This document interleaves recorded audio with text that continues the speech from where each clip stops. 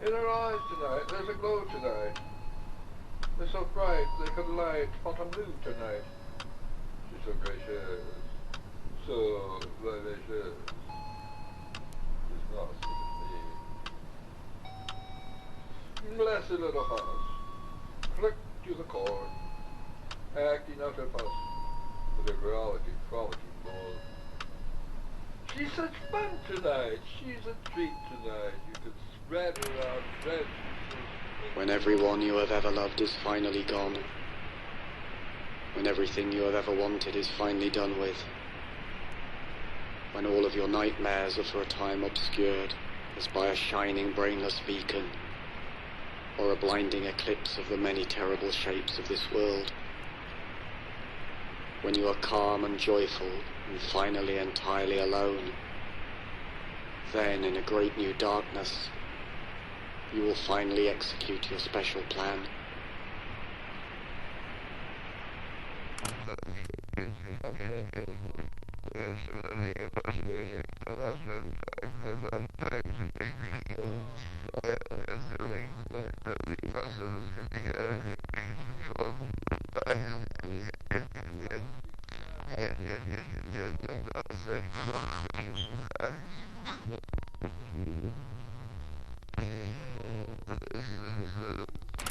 One needs to have a plan, someone said, who was turned away into the shadows, and who I had believed was sleeping or dead.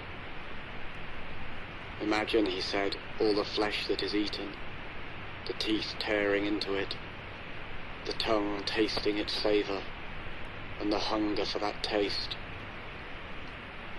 Now take away that flesh, he said. Take away the teeth and the tongue, the taste and the hunger. Take away everything as it is. That was my plan, my own special plan for this world. I listened to these words, and yet I did not wonder if this creature whom I had thought sleeping or dead would ever approach his vision, even in his deepest dreams, or his most lasting death. Because I had heard of such plans, such visions, and I knew they did not see far enough. That what was demanded in the way of a plan needed to go beyond tongue and teeth and hunger and flesh, beyond the bones and the very dust of bones and the wind that would come to blow the dust away. And so I began to envision a darkness that was long before the dark of night, and a strangely shining light that owed nothing to the light of day.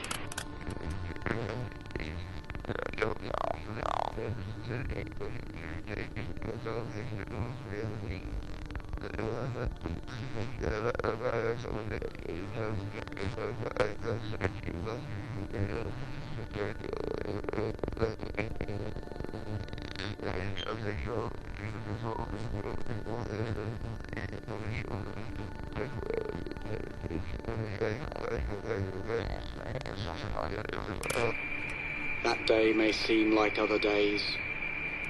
Once more we feel the tiny-legged trepidations. Once more we are mangled by a great grinding fear. But that day will have no others after. No more worlds like this will follow. Because I have a plan.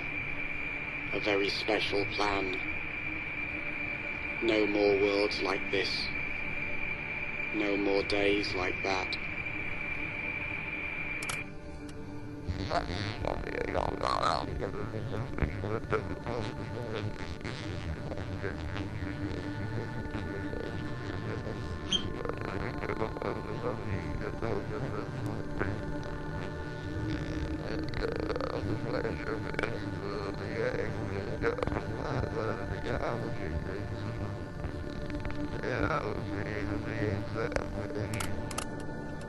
There are but 4 ways to die, a sardonic spirit might have said to me. There is dying that occurs relatively suddenly. There is dying that occurs relatively gradually. There is dying that occurs relatively painlessly. There is the death that is full of pain. Thus, by various means they are combined, the sudden and the gradual, the painless and the painful, to yield but 4 ways to die, and there are no others. Even after the voice stopped speaking, I listened for it to speak again. After hours and days and years had passed, I listened for some further words. Yet all I heard were the faintest echoes reminding me, there are no others. There are no others. Was it then that I began to conceive for this world a special plan?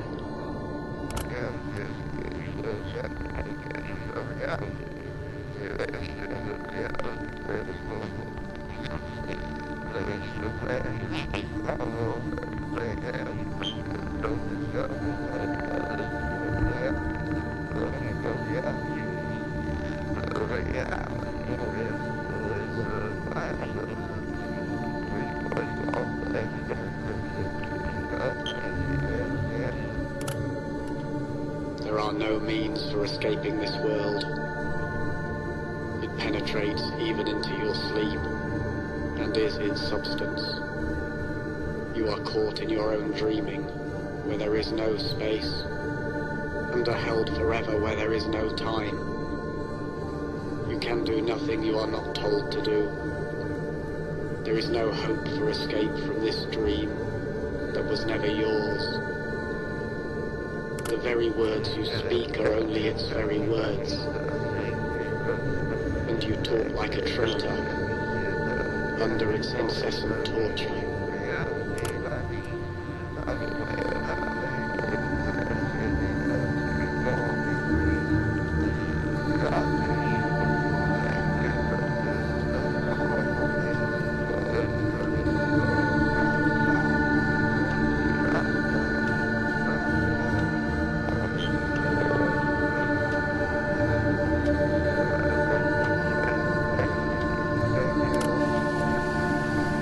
Many who have designs upon this world and dream of wild and vast reformations.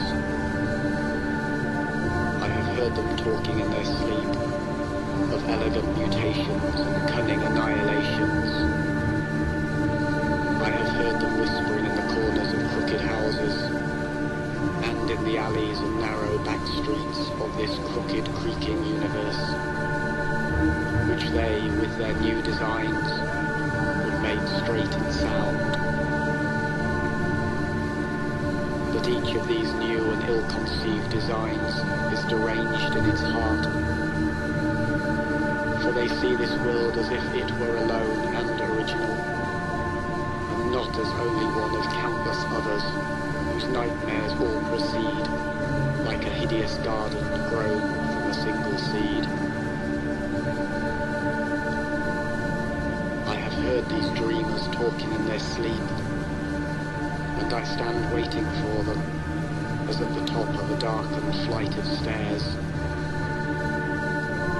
They know nothing of me, and none of the secrets of my special plan, while I know every crooked, creaking step of theirs.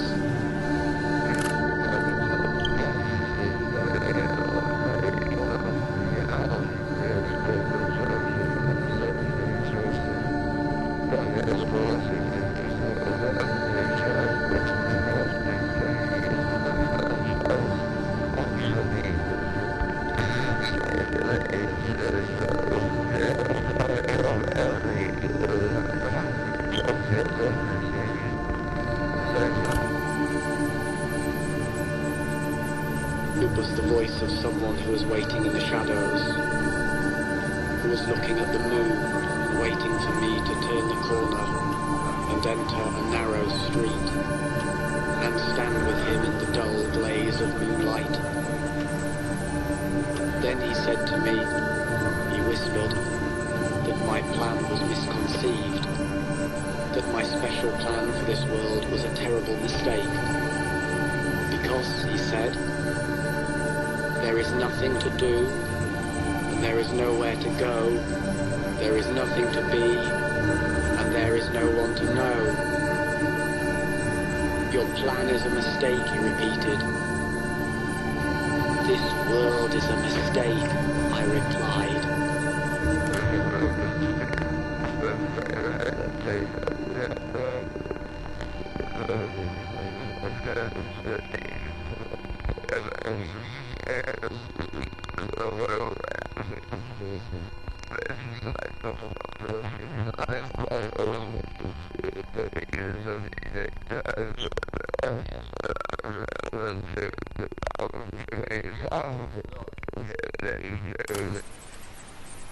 The children always followed him when they saw him hopping by. A funny walk, a funny man, a funny, funny, funny man. He made them laugh sometimes. He made them laugh, oh yes he did, he did, he did, he did, he did. Oh how he made them roll. One day he took them to a place he knew, a special place, and told them things about this world, this funny, funny, funny world, which made them laugh sometimes. He made them laugh, oh yes he did, he did, he did, he did, he did. Oh how he made them roll. Then the funny little man who made them laugh, sometimes he did, revealed to them his special plan, his very special funny plan, knowing they would understand and maybe laugh sometimes. He made them laugh, oh yes he did, he did, he did, he did, he did. Their eyes grew wide beneath their lids, and how he made them roll.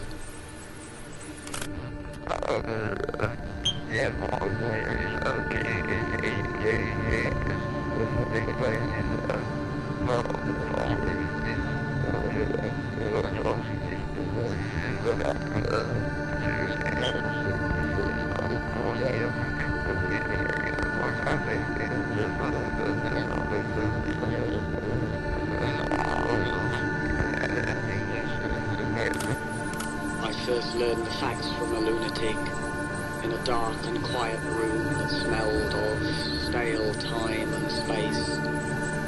There are no people, nothing at all like that. The human phenomenon is but the sum of densely coiled layers of illusion, each of which winds itself upon the supreme insanity that there are persons of any kind, when all there can be is mindless mirrors, laughing and screaming as they parade about in an endless dream. But when I asked the lunatic what it was that saw itself within these mirrors as they marched endlessly in stale time and space, he only rocked and smiled. Then he laughed and screamed, and in his black and empty eyes I saw for a moment, as in a mirror, a formless shade of divinity in flight from its stale infinity of time and space and the worst of all of this world's dreams, my special plan for the laughter and the screams.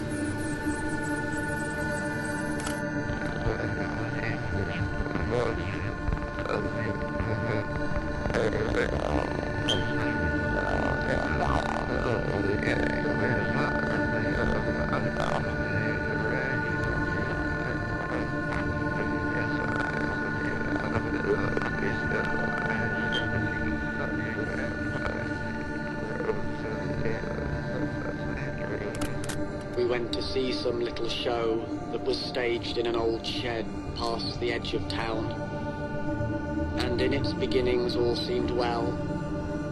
The miniature curtained stage glowed in the darkness, while those dolls bounced along on their strings before our eyes, and in its beginnings all seemed well.